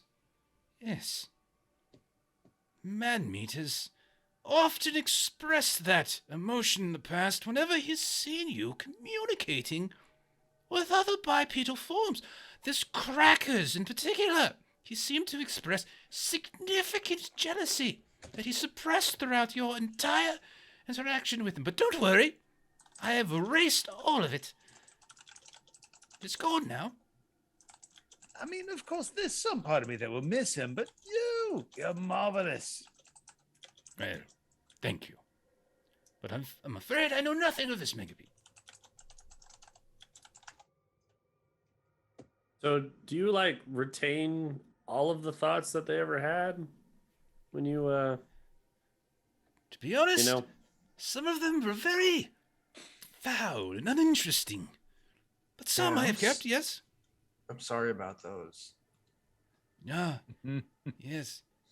I must say, Mansuit was initially very alarmed about the things you had him do when the two of you were by yourselves. Over time, however, he grew to enjoy it. Oh, well, that's good news. Oh, I think. well, that's a pity, because I erased that sense of enjoyment from him. I had to make space, you see. That's okay. It's better that it's gone. It's like a browser history. Yeah, give them some new enjoyment. Clear Liam's gonna look cache. at Tango and say, "So, what will you do for a body?" Well, I still have my home on the wagon, and then there's plenty of meat suits wandering around out here. I'll just find a new one. Okay. Yeah. So, are we gonna go hunt something, or are we gonna go look for your village? Let's go hunt. Is there any way for you to like join a meat suit without taking it over? Like, can you like hide in them passively? I don't think so. That doesn't sound very fun, though. Yeah, I think what we'll probably end up doing some sort of like contested like aura test or something. Yeah, that makes sense. Yeah. Yeah. And like the stronger the personality in the mind, the higher the DC or whatever it is. That kind of thing. Yeah. I just gotta find someone real dumb. Yeah, and that's Mansuit, no problem. That was easy. No, it was super easy. Barely any inconvenience. Okay. Where do you guys want to go? I guess to the Megapede. Okay. Is that right? I believe that's correct. Let me double check one thing. Ooh, but maybe the Megapede has a soul. Maybe you can become the new Megapede. It can be the Metapede. Oh my god, it's one of those things where I'm like, Mega Tango. That sounds awesome, but Mega Tango. Oh. Okay. So by my calculations, I think it's time. With the amount of time you spend here, we got to do another misfortune roll as you kind of push through the canyon here. Who's it gonna be? I gotta draw a player thing. Dan, go ahead and roll a charisma test. That's easy. As you guys weave through the remaining of this canyon. Okay, very good. Good for us or good for you? No, good for you. Higher's always better with these. Okay. Yeah, you don't really have any real difficulty navigating here. The birds, like there were those awkward, strange birds that were nearby that the tomb. You see they don't really seem to be following you all. And you also notice the further away you get from the tomb, those small offerings of like ceremonial drums and various little other things kind of cease. And you push through, and eventually you kind of emerge after about a day and a half worth of travel, past this kind of canyon, and to what looks like this large lake that you look down as you have this it's probably early in the morning. The haze has just left, so there is some sunlight. And as you're on this higher ridge and you're starting to work your way down this sort of switchback towards what looks like this massive lake, when you look at it from above, it very much looks like green water that's just sort of rippling and moving about. I'll tell you what, anybody who would like to, how about this? Everyone just roll a charisma test. So D20 plus your charisma. This is basically just the luck thing I'm looking at. I'm seeing who the luckiest person is. Boy, 13s are coming in strong here. Oh no, not 13s. All right, who hit that 20 there? I believe that was me. That was okay. So Ensen, you wait, notice. I had mine was a plus. No, it was a +2. Okay. Okay. All right. So Ensen, you notice as you guys are continuing to descend with the caravan down this path towards this large lake. You notice that periodically something pierces through the surface of what looks like this lake, and it almost looks like these kind of almost pinkish, orangish, like pillars in some way, like these reflect, like they're like kind of reflecting the light from the sky, and then they kind of dip back in, and then they come back out here and there, moving about almost like a shark fin that just protrudes from the surface here and there. And you also notice, because this is such a perfect time of light, you notice that they're on the far northeastern side, and you guys are kind of coming from the south, or excuse me, northwestern side. So you guys are coming from like the southeastern side of this lake. You can see that there's a structure that seems to have been built right on the rim of what looks like this lake. Now, the closer you get down, you start to realize that first, it's not a lake at all, and that's not water, but it's some sort of like plant. It almost looks mossy in some way. And it also seems to sort of be sunken down within this huge, like wide mar, this big crater almost in the center. And what looks almost like an optical illusion of water kind of moving about with the breeze is really just this sea green moss that just seems to be blowing about here and there. Occasionally on the surface above the rim of this sunken crater, you can see like little tumbleweeds of this moss, the same color, just kind of moving off into the distance and picking up like the cinnabar ash here and there. But all the while, as you're watching, like these huge fins sticking up out of that sea of moss, those pillars of reflective, not gems, but kind of like a colored quartz. Okay. Are we walking like along this water, or are we walking towards it? And this is more like you guys were coming down like a hillside and you were looking at like the lake the whole time as you're wandering down. And eventually, now at this point, you guys have reached like the surface level. You're at the rim of the crater. You can see quite clearly it's moss, and you can see something is moving about beneath it. And there's that structure on the far northwest rim of the of this lake. Okay. Yeah, definitely point out that structure to everybody. Then I want to try and get a better look at the fins before I relay it. Are we like close enough to the water now, or the moss, to touch it? Sure, yeah, and it's easy enough for you to pick up like a tumbleweed or something like that.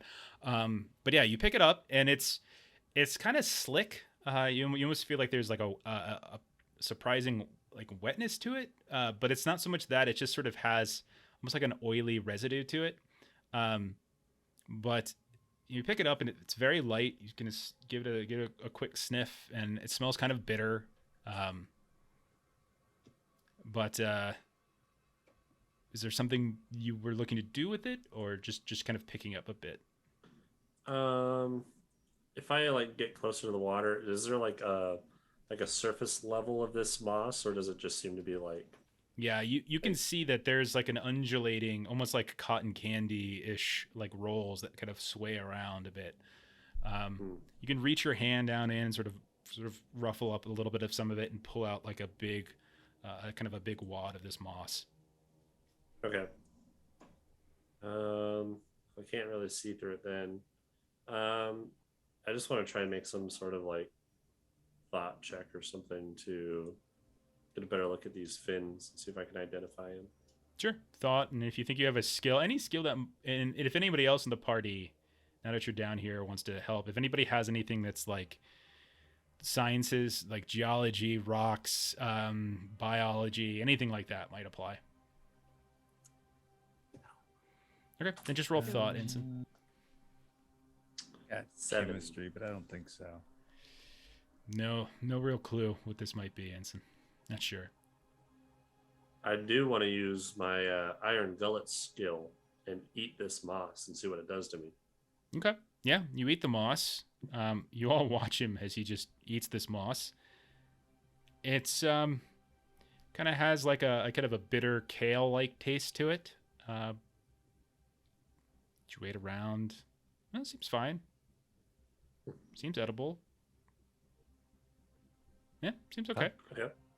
So we're gonna have to eat our way through Cool. the lake to get to the center. If you want, man, like I can go scout it out. Just go for a swim, float.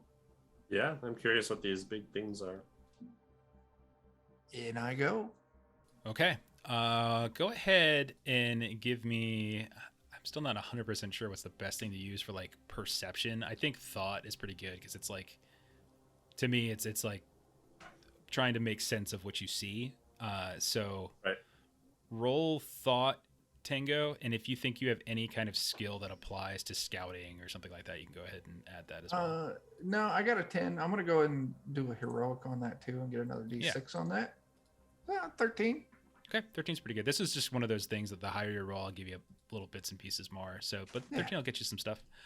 Okay, so you start flying around. Now, first of all, the lake is probably about 1.5 miles to 2 miles. It's decently big in terms of its diameter. But yeah, you probably go down a bit first just to see how deep it is.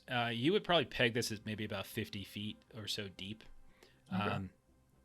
And the ground itself looks very much like the ground up above, sort of just dry stepland rock, and no real cinnabar ash down here. Doesn't seem to penetrate through the moss itself.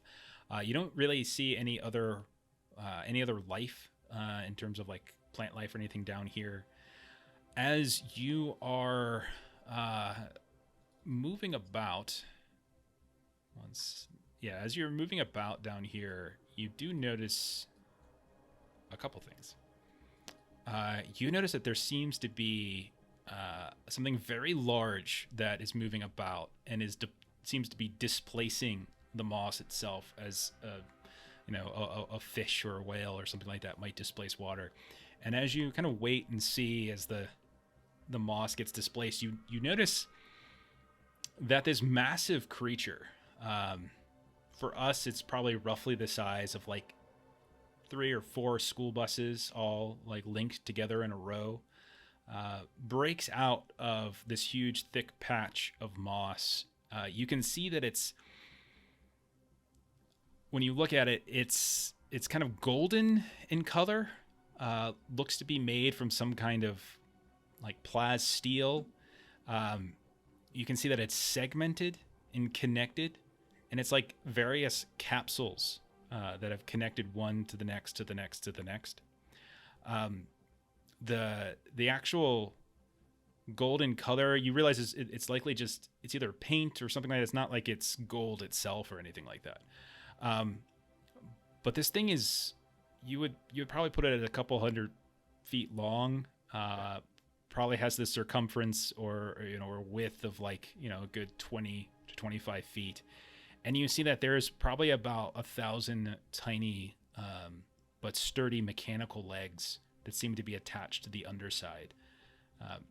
And you also notice the source of those things that Ensen pointed out as kind of caked onto the back of this golden creature's carapace are these tall corundum kind of pillars, like this sort of pinkish gemstone that just seems to be bursting up and out of these golden plasteel carapace, as you have found the alien megapede.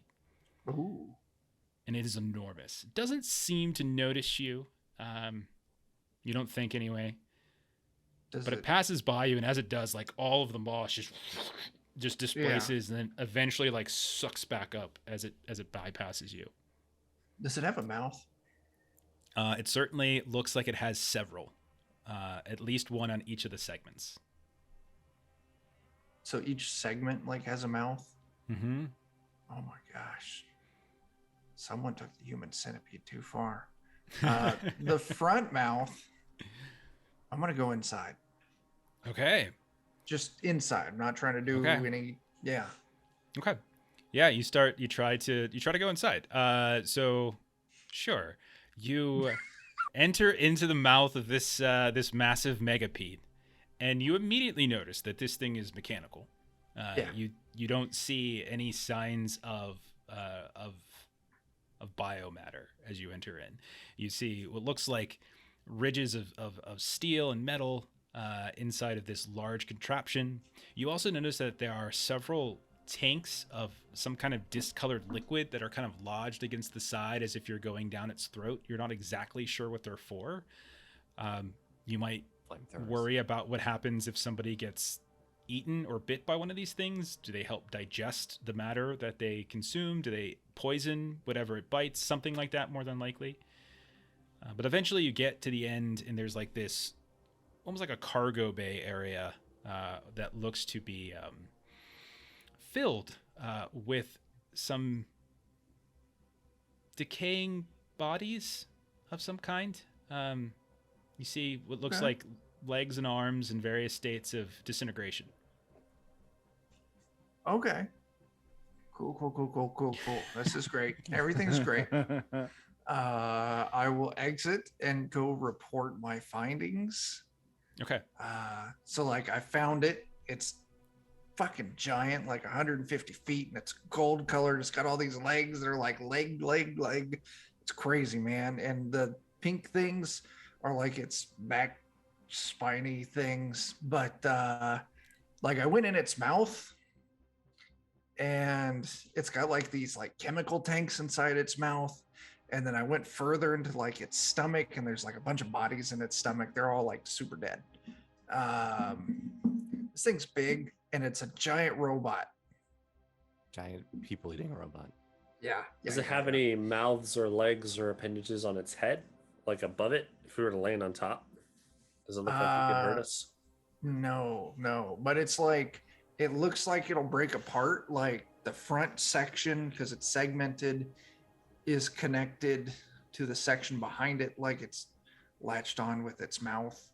And then the next one, so it's just a whole bunch of mouth, butt mouth, butt mouth, butt mouth. It's kind of gross.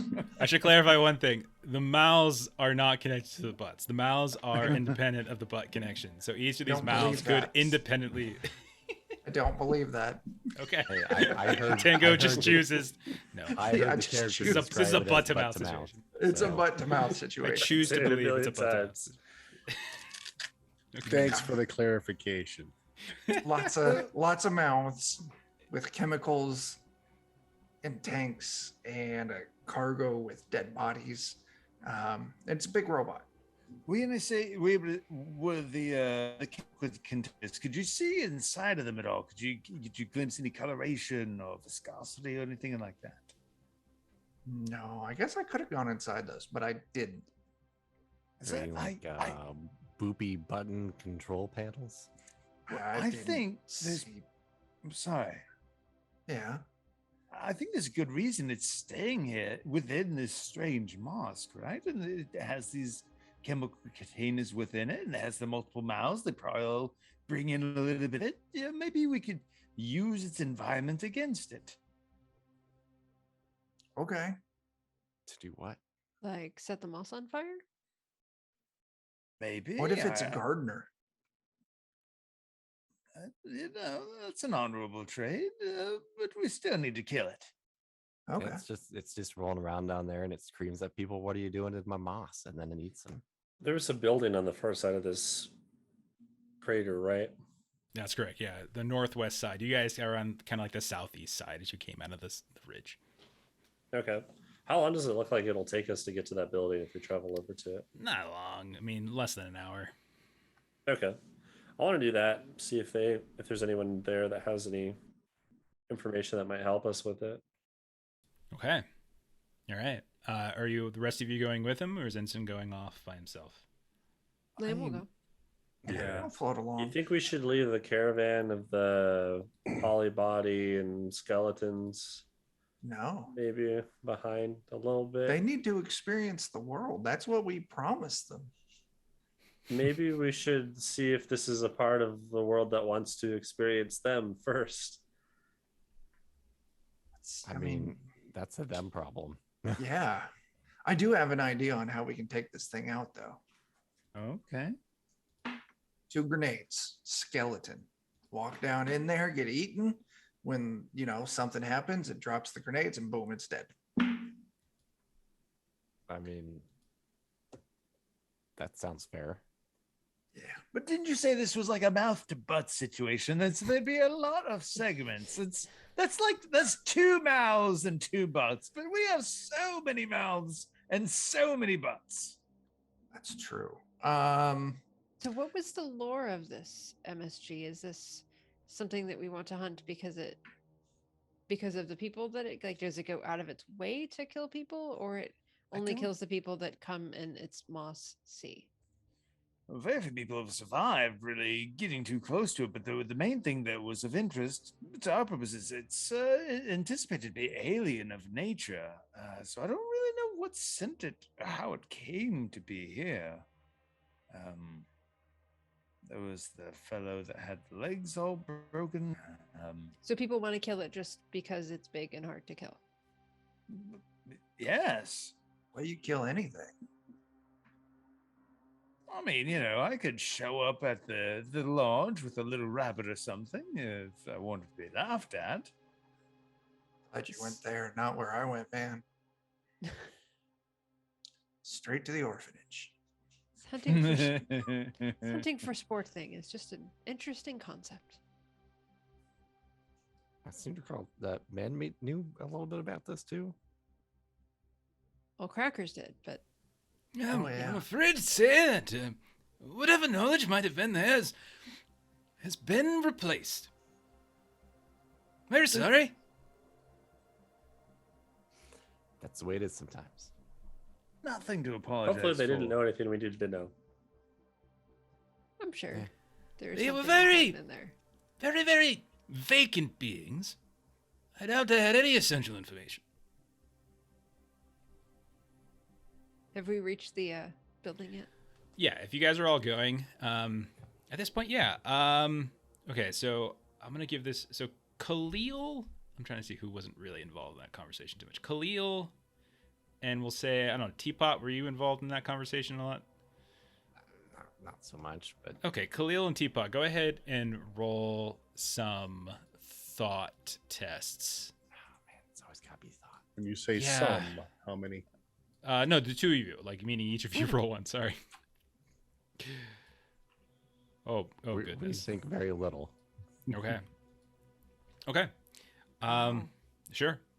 Yeah, it just seems like a nice day with a casual, dusty cinnabar breeze and moss kind of flowing around beside you. And as you guys, pull around, the conversation is extending about this creature within the sea.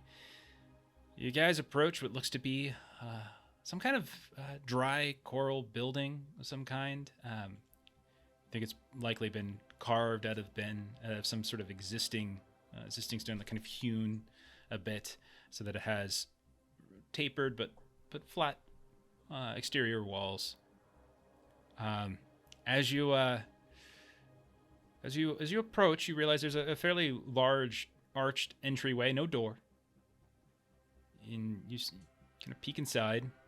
You don't see anyone in there, but you do see. Looks like places to sit here and there. Looks to be like kind of cushioned pillows and such on the ground.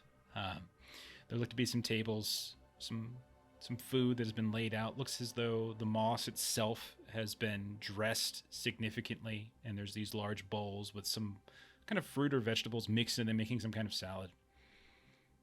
And so at that point, you hear a scream from somewhere behind the building, near the ridge that goes down into the sea. And then you hear a second. And then you hear cheering. Ooh, blood sport. It certainly sounds like it. Get behind that, man. Okay. So you peek around to the outside of the building, go around to the back, and you see that there's maybe a dozen or two people, all in relatively matching kind of light blue robes or cloaks of some kind flapping about in the breeze. You can see that there's one figure that is kind of raised at a pedestal that seems to extend over the sea itself, like a diving board over a pool. And you can see that at the very far end of this diving board, there is this kind of white marble altar of some kind, where a figure is laying bare, and one of those robed individuals walks down this dive board, pulls out what looks to be like a long and curved and glistening blue blade, and just kind of draws a long slice from sternum to crotch, and the scream goes out, another one.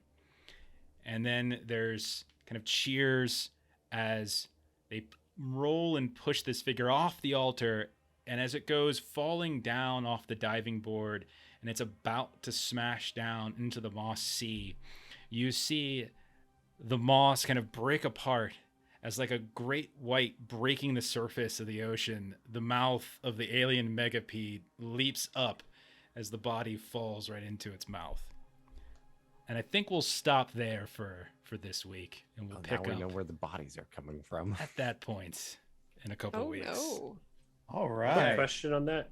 Are the Yeah. bodies struggling while they're on the altar? What do you mean? Like, Like, it looks like the restrained person's and like fighting or- restraints. Yeah, they're restrained until they're cut, and then they are rolled off. Okay. Okay. All right. We'll stop it there. Okay. Alrighty then. I thought for sure we were gonna get into some combat tonight with that queen lady, and we didn't. And now you have the queen. Yeah, I like reviewed the combat rules and everything. I was ready to go. Made friends. It was great. That was awesome. Yeah. Yes. Yeah. I mean, you We guys have why- really fighters. made out. This is what we do. Yeah, I We mean, when are- you're in a cult, your man. primary job is to bring in more cultists. Yeah. You did a pretty fabulous job, I think, of that situation. That went about as well as it could. You trained one humanoid subject for what looks like 7 skeletal porters and a polybody. The polybody like AI of some sort of ancient biomechanical queen. So hey, you know, Yeah. it's all in The day's work. balance is good. Totally.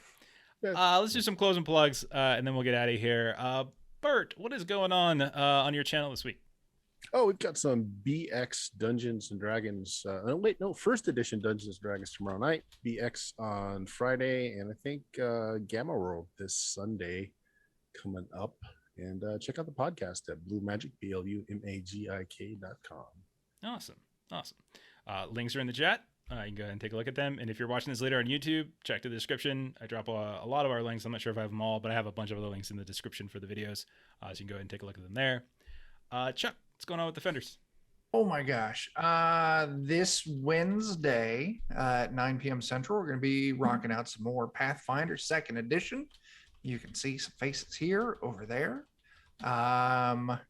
Friday would normally be another Pathfinder day. I'm taking it off because I'm running a bunch of stuff for Gen Con. So Joe might be running a one-shot in that time slot. And then Saturday at 9 p.m. Central over on Goodman Games Official, we're running some Crypt of the Devil Lich.